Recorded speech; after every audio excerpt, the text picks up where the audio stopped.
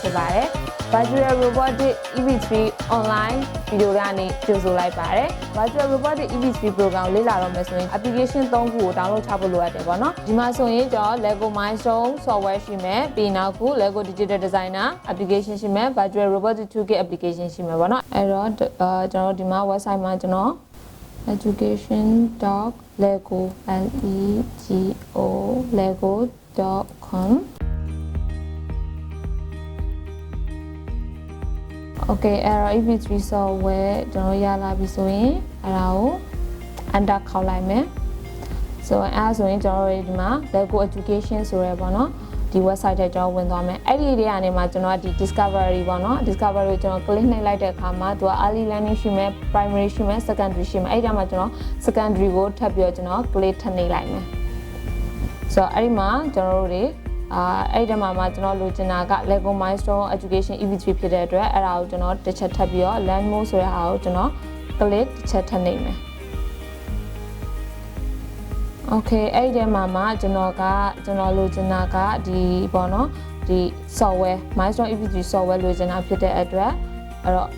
Mindstorms EV3 software ဆိုတဲ့ဟာကိုကျွန်တော် click တစ်ချက်ထပ်နှိပ်မယ်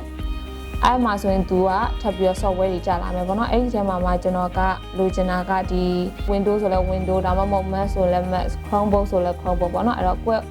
hardware ပေါ်မူတည်ပြီး download လုပ်လို့ရတယ်အဲ့တော့ကျွန်တော်ဒီမှာ download ဆိုတဲ့ဟာကိုကျွန်တော် click နှိပ်လိုက်မယ်နော် Mindstorms EV3 software ကို download လုပ်ပြီးပြီဆိုတော့နောက်ထပ် Virtual Robotics Toolkit ဆိုတဲ့ application ကို download လုပ်ဖို့လိုရတယ်ပေါ့နော်အဲ့တော့အဲ့ဒါဆိုရင်ကျွန်တော်က Virtual Robotics Toolkit ကိုကျွန်တော်အတူကောင်းနေတဲ့ VRT လို့ပဲခေါ်လိုက်မယ်နော်အဲ့တော့ VRT ကိုကျွန်တော် download ထပ်လုပ်မယ်ဆိုရင်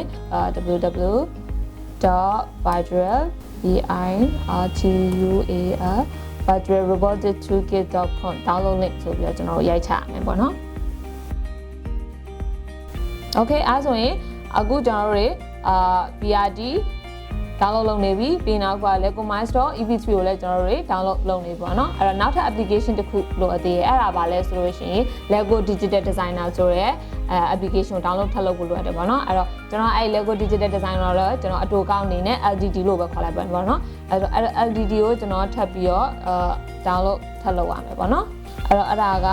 www.lego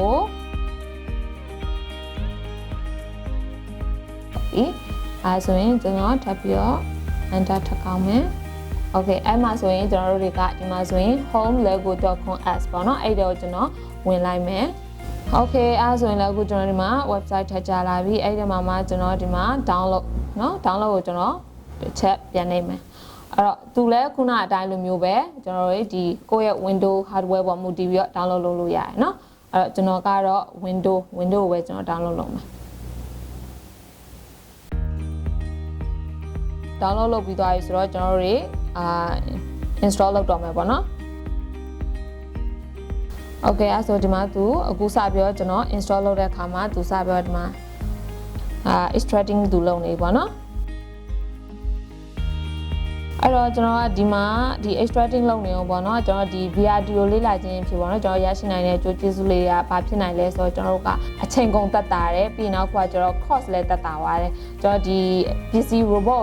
ဝယ်စရာမလိုဘဲနဲ့ပေါ့နော်ကျွန်တော်ဒီမှာ laptop ရှိတယ်ဆိုတာနဲ့ဒီ software ရှိရဆိုတာနဲ့ကျွန်တော်တို့ပေါ့နော်ဒီလေ့ကျင့်လို့ရတယ်ပေါ့နော်ပြင်မှာ robot ယူကိုပိုင်ဝယ်ထားတဲ့ဆိုင်လို့ရှိရင်ဒီ software လေးရှိရတယ်ဒီ software မှာလေ့ကျင့်ပြီးတော့ပေါ့နော်ပြီးနောက်တစ်ခုသူ့ရဲ့အားသာချက်ပါလဲဆိုတော့ဒီမှာကျွန်တော်တို့တွေ program တွေ run တယ်ပြီး robot တွေထည့်ပေါ့တကယ်အဲ့ဒီကျွန်တော်တို့ဆွဲထားတဲ့ program တွေကို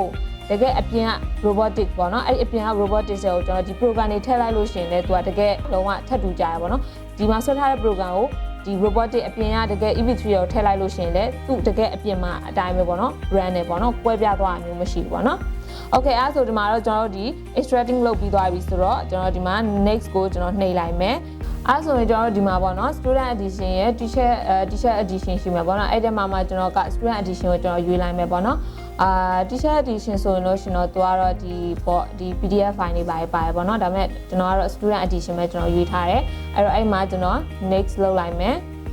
Okay ရွေးပြီးသွားပြီဆိုရင်တော့သူကလုံးဝ installation complete ဖြစ်သွားပြီပေါ့နော်အဲ့တော့ကျွန်တော် finish နှိပ်လိုက်မယ်LEGO Mindstorms EV3 software application ကျွန်တော်ရသွားပြီပေါ့နော် Okay အဲ့ဆိုကျွန်တော်တို့ပေါ့နော်ဒီ VRT ကလည်း download လုပ်ပြီးသွားပြီဆိုတော့ကျွန်တော် install စလုပ်တော့မယ်ပေါ့နော်အဲ့တော့ဒီမှာကျွန်တော် agree license ကျွန်တော်နှိပ်လိုက်မယ်အဲ့မှာသူ install ပေါ်လာမယ်အဲ့တော့ကျွန်တော် install လုပ်လိုက်မယ်ပေါ့နော် Okay အဲ့ဆိုအခုကျွန်တော်တို့ install ကတော့ဒီ complete ဖြစ်သွားပြီပေါ့နော်အဲ့တော့ကျွန်တော်ဒီမှာ close ကိုကျွန်တော် click လုပ်လိုက်မယ် LEGO Mindstorms EV3 software လည်းကျွန်တော်တို့ရပြီ VRD လည်းကျွန်တော်ရပြီနောက်တစ်ခုကြံခဲ့เนาะအဲ့ဒါပါလဲဆိုတော့ LEGO Digital Designer အဲ့ဒါလည်းကျွန်တော်ဒီမှာ download လုပ်ပြီးပြီဆိုတော့ install ထပ်လုပ်ဖို့လိုအပ်တယ်ပေါ့နော်အဲ့တော့ကျွန်တော်ဒီမှာ download ပြီးသွားတဲ့ဟာကိုကျွန်တော်ဖွင့်လိုက်မယ် Okay အဲ့မှာကျွန်တော် install စလုပ်မယ်ဆိုတော့ကျွန်တော် yes နေလိုက်မယ်အခုသူစပြီးတော့ install လုပ်နေပေါ့နော်အဲ့တော့ install လုပ်ပြီးပြီဆိုရင်ကျွန်တော်ဒီမှာ next ကိုကျွန်တော်တစ်ချက်နေလိုက်မယ်ပြီးရင်ကျွန်တော် I accept the terms အဲ့ဒါကိုကျွန်တော် license အတွက်ကိုကျွန်တော် agree လုပ်လိုက်မယ်အဲ့ဒါပြီးရင်ကျွန်တော်ဒီမှာ next ကိုတစ်ချက်ပြန်နေလိုက်မယ် next နေမယ် Okay အဲ့ဆိုရင် install Okay install လုပ်ပြီးသွားပြီဆိုတော့ဒီ LEGO Digital LTD ကတော့မြန်ပါတယ် install လုပ်တာเนาะအဲ့တော့ကျွန်တော် finish နေလိုက်မယ် Okay အဲ့ဆိုရင်ပြီးသွားပြီပေါ့နော်အဲ့တော့ကျွန်တော်တို့ရဲ့ application 3ခုလည်းကျွန်တော်တို့ download လုပ်ပြီးသွားပြီပေါ့နော်အဲ့တော့ကျွန်တော်ဒီ application 3ခုလေးကိုနည်းနည်းလေးအကြံပေးလေးလေ့လာကြည့်ကြအောင်ပေါ့နော်အဲ့တော့ဒီမှာဆိုရင်ကျွန်တော် LEGO Mindstorms software ရှိမယ်ပြီးနောက်ခု LEGO Digital Designer application ရှိမယ် Virtual Robotics Toolkit application ရှိမယ်ပေါ့နော်အဲ့တော့ကျွန်တော်အခုဒီ LEGO Mindstorms EV3 software တွေကိုကျွန်တော်တစ်ချက်ဝင်ကြည့်မယ် application တော့ကျွန်တော်ဝင်ကြည့်မယ်ပေါ့နော်အဲ့တော့အဲ့မှာဆိုရင် तू ကဒီမှာ lobby ရှိပေါ့နော်အဲ့ဒီ lobby မှာ तू ကဒီ new project တွေ tutorial robot educator တွေပေါ့နော်ဒီဟာတွေတော့ရှိရဲ့ program တွေနည်းနည်း basic သဘောတရားလေးလေ့လာမယ်ပေါ့နော်ပြီးနောက်ကကျတော့ဒီ VRD နဲ့ဘယ်လိုမျိုးmatch လုပ်မလဲဆိုတဲ့ဟာကိုပဲကျွန်တော်အကြံပြရှင်းပြပေးသွားမှာပေါ့နော် VRD နဲ့တူ run ချင်တယ်ဆိုရင်ဒီ new project ခေါ်ပြီးတော့ run လုပ်ရတယ်ဆိုတဲ့ဟာမျိုးလေးပေါ့နော် Okay အဲ့ဆိုရင်နောက်တစ်ခုကကျတော့ဗာလဲဆိုလို့ရှိရင် Virtual Robotics Toolkit ပေါ့နော် application ကိုဖွင့်လိုက်တဲ့အခါမှာ तू ကဟို under license key တော့ပေါ့နော်စပြီးတော့လေ့လာတဲ့သူဆိုရင်တော့ရက်60ပေါ့နော် free license key number လေးရှိရပေါ့နော်အဲ့ဒါလေးကိုကျွန်တော်တို့ရိုက်ချလိုက်မယ်ဆိုလို့ရှိရင်ကျွန်တော်တို့ရဲ့အနည်းဆုံးရက်60ကျွန်တော် free trade လုပ်လို့ရတယ်ပေါ့နော်အခုဒီမှာကျွန်တော်လည်းရိုက်ပြီးသွားပြီဆိုတဲ့အခါကျတော့ तू ကတော့ဒီမှာအခုကျွန်တော်congratulations ဆိုတော့ကျွန်တော်ဒီမှာ okay ကျွန်တော်နှိပ်လိုက်မယ်နော်အဲ့တော့နှိပ်ပြီးသွားပြီဆိုတော့အခုဒီမှာစပြီးတော့ program run ပြီပေါ့နော်ဒီ application လေးကိုစပြီးတော့ run ပြီအဲ့ဒါအခု VRD အတွက်ကျွန်တော်တို့ကြာလာပြီးသွားပြီဆိုရင်နောက်တစ်ခုကဘာလဲဆိုတော့ LEGO Digital Designer အခုကျွန်တော်ဒီ Virtual Robotics EV3 ကိုစလေးလာတော့မယ်ဆိုရင်တော့ဒီ LEGO Digital Designer LTD ကတော့အခုလက်ရှိလောလောဆယ်တော့မလိုအပ်သေးဘူးဒါပေမဲ့နောက်ပိုင်းနေမှာကျွန်တော်တို့တွေကလိုအပ်တယ်နောက်ပိုင်းကဘယ်လိုအခြေအနေမျိုးမှာကျွန်တော်တို့လိုအပ်လဲဆိုလို့ရှိရင်သူ့ရဲ့ဒီ VRD က robot မဟုတ်ဘူးကိုယ်တိုင် robot မျိုးဆောက်ချင်တယ်ဆိုရင်တော့ဒီ LEGO Digital Designer ရှိမှ LTD ရှိမှကျွန်တော်တို့ကအဆင်ပြေမှာပေါ့နော်အဲ့တော့ LTD နဲ့ကျွန်တော်တို့တွေဆောက်မယ်ဆောက်ပြီးလို့ရှိရင်ဒီ VRD မှာကျွန်တော်တို့ဒီ export သွားလုပ်တယ်ဆိုလို့ရှိရင်ကျွန်တော်တို့ရဲ့ကိုယ်ပိုင် robot design နဲ့ပေါ့နော်ဒီ VRD မှာjoin လို့ရတယ်ပေါ့နော်အဲ့တော့ဒီနေ့ဗီဒီယိုလေးကကျွန်တော် intro video လေးဖြစ်တဲ့အတွက်ကြောင့်မလို့ကျွန်တော်ဒီ Virtual Robotics EV3 ကိုလေ့လာတော့မယ်ဆိုရင်ဘယ်လို application တွေdownload လုပ်ဖို့ install လုပ်ဖို့လိုအပ်တယ်ဆိုတဲ့အကြောင်းလေးကိုပဲပြောပြပြီးသွားပြီဆိုတော့နောက်လာမယ့်အပိုင်းတွေမှာဘာတွေဆက်ပြီးတော့လေ့လာကြရမလဲဆိုတာကိုတော့ဆက်လက်ဆောင်ပြောပြီးတော့ကြည့်ကြည့်ပေးပါအောင်နော်။ Okay အဲ့တော့တခုခုသိချင်တာများရှိရဆိုတော့ကျွန်တော်ပုံမှန်အောင်မှာဗီဒီယို